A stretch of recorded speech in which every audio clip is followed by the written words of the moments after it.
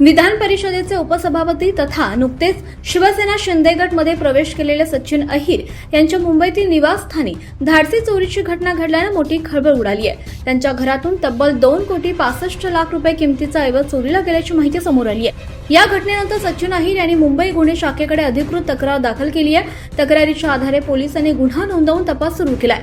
चोरी नेमकी कधी आणि कशी झाली याचा शोध घेतला जातोय। घटनास्थळावरील पुरावे, सीसीटीव्ही फुटेज तसंच संबंधित व्यक्तींची चौकशी करण्यात येत असून या प्रकरणाचा सर्व बाजूने तपास सुरू आहे। चोरीला गेलेल्या ऐवजांमध्ये नेमक्या कोणत्या मौल्यवान वस्तूंचा समावेश आहे याबाबत पोलिसांनी अद्याप अधिकृत माहिती दिलेली नाही। या धाडसी चोरीच्या घटनेमुळे राजकीय वर्तुळात देखील चर्चा रंगली असून पोलिसांकडून लवकरच या प्रकरणाचा उलगडा होईल अशी अपेक्षा व्यक्त केली जाते।